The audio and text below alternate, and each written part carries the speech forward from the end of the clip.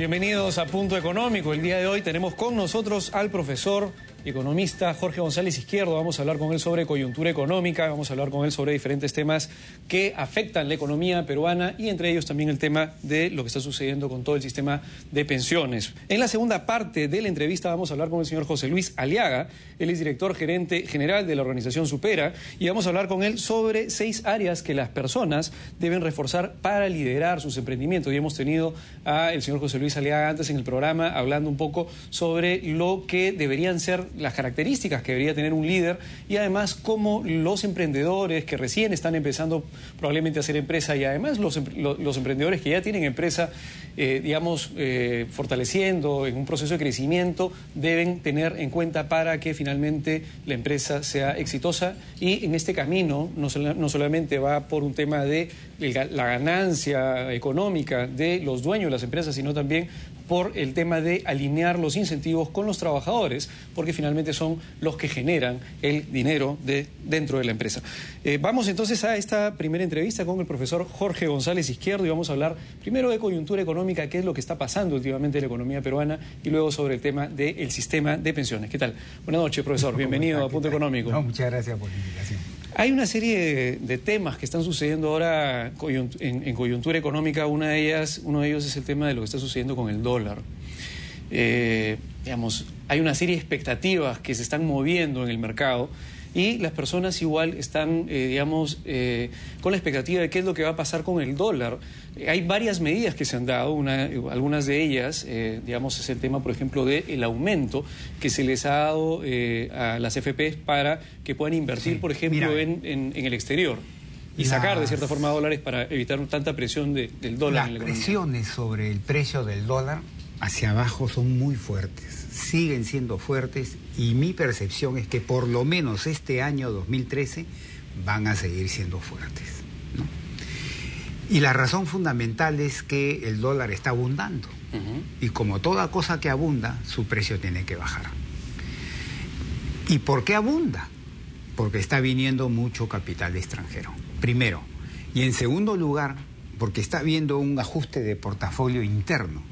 Los peruanos se están yendo cada vez más al sol. Entonces agarran sus dólares y los están lanzando al mercado para cambiarlos por sol. Entonces, en primer lugar de importancia, la tremenda venida de capital extranjero. Y en segundo lugar de importancia, el ajuste de portafolio de los residentes, empresas y personas, los residentes en el país. ¿Y por qué está viniendo el capital extranjero? Por 2 razones.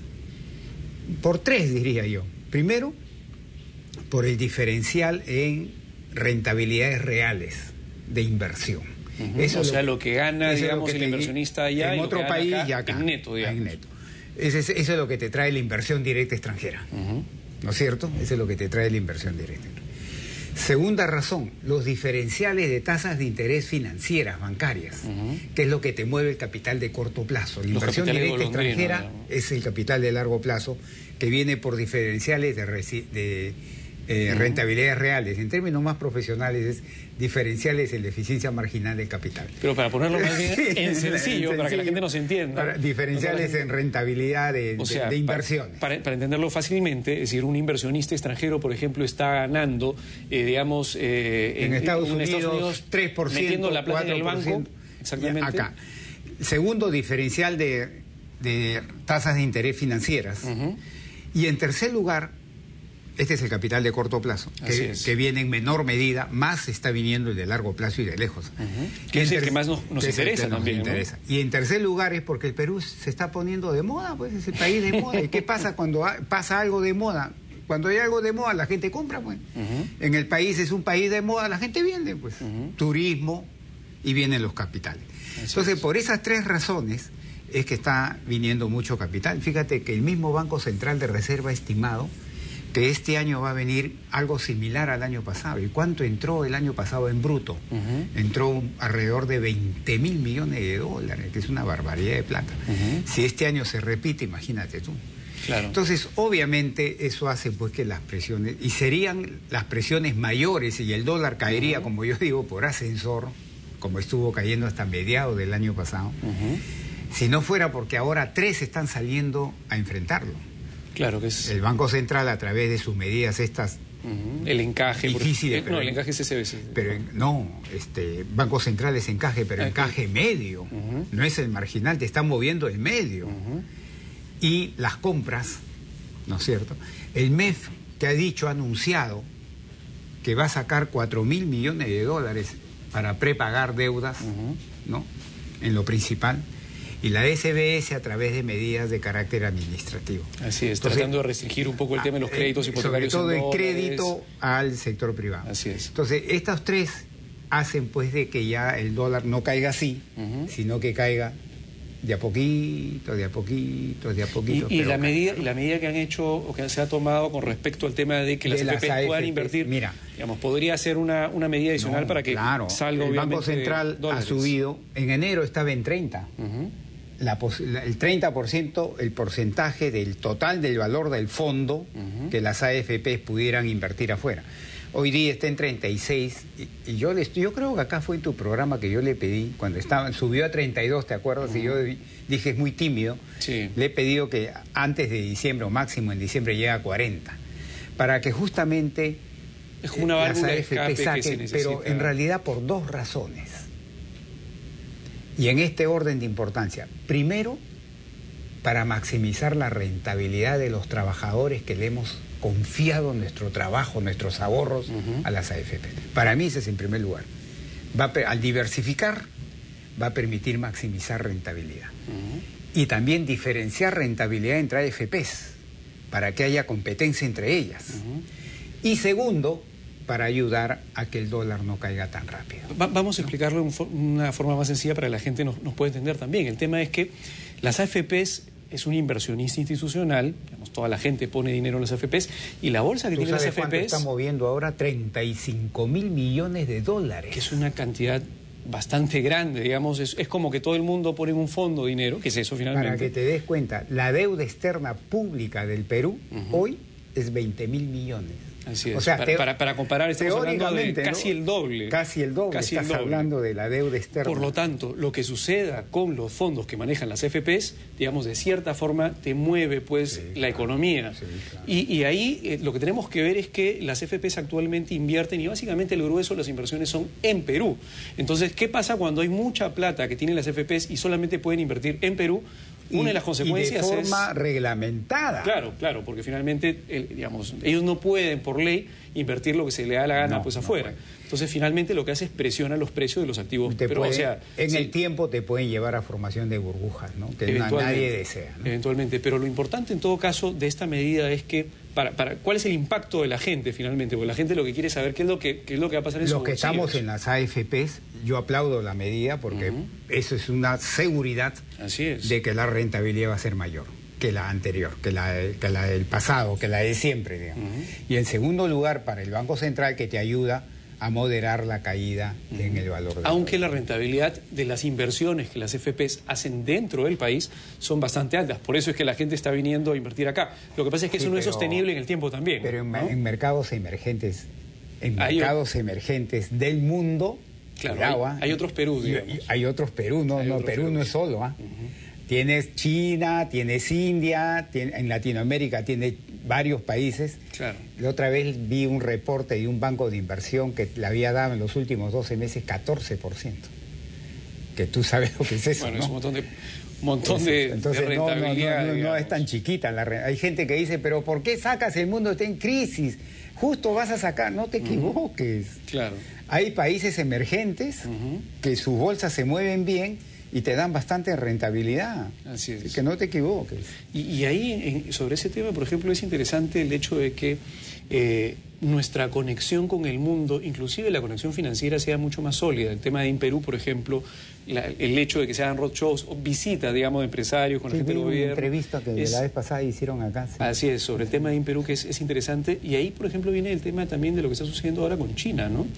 Porque finalmente, en la medida en que tengamos más partners o aliados internacionales y más gente conozca el Perú, puede venir más inversión directa. Yo creo de que los chinos, por ejemplo, hay que reconocer que este viaje del señor presidente a la China va a traer bastantes resultados positivos para el Perú, porque todo empieza por un acercamiento político.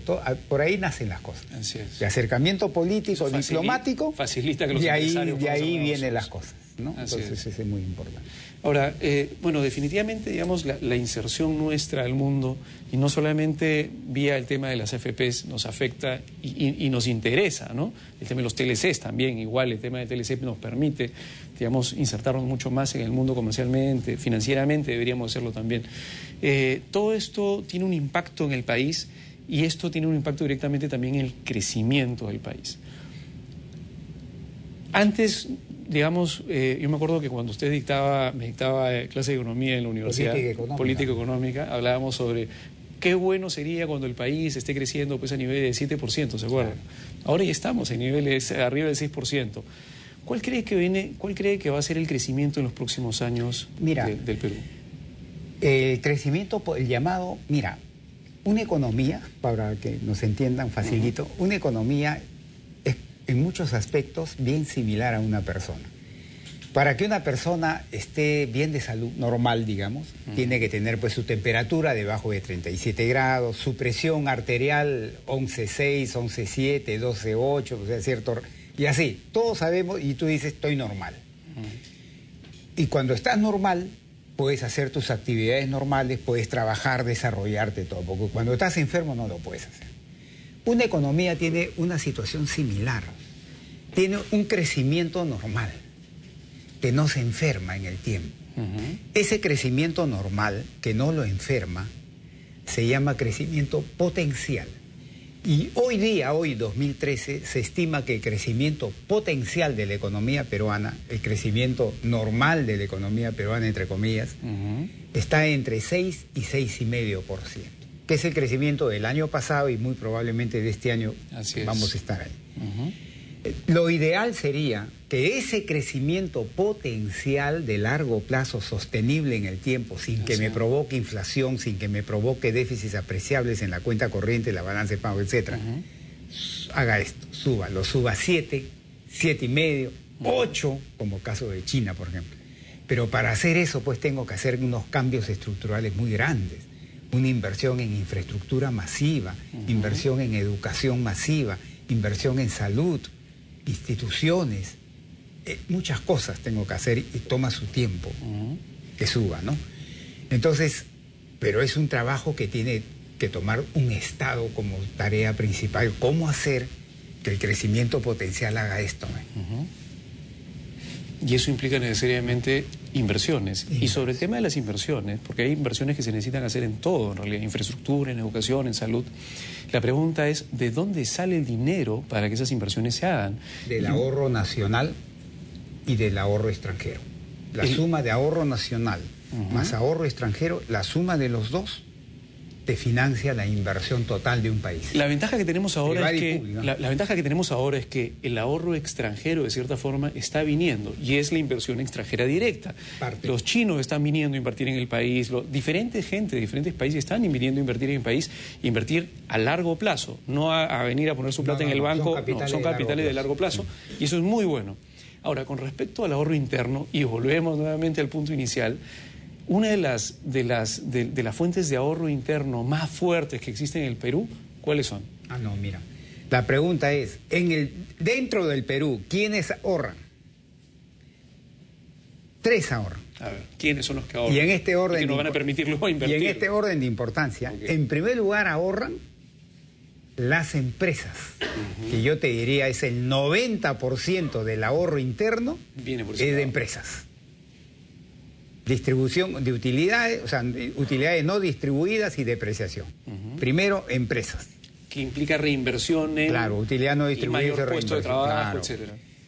En segundo lugar, hoy día está el gobierno, pero el gobierno general, ¿no? Sí. El gobierno está ahorrando, está ahorrando el gobierno. Superávit. Hace 10, 15 años era negativo, hoy día está ahorrando. Y atrás, bien chiquitito, están las familias, las personas. El ahorro familiar, así sí. ¿No? Entonces, si yo quiero aumentar el ahorro doméstico interno, o es empresas o es gobierno. Y la gente dirá, oiga, ¿y por qué no las familias? Porque tenemos todavía cerca del 30% de la población en estado de pobreza. y 7% en estado de extrema pobreza. Entonces es bien bravo pedirle a la familia ahorro un montón.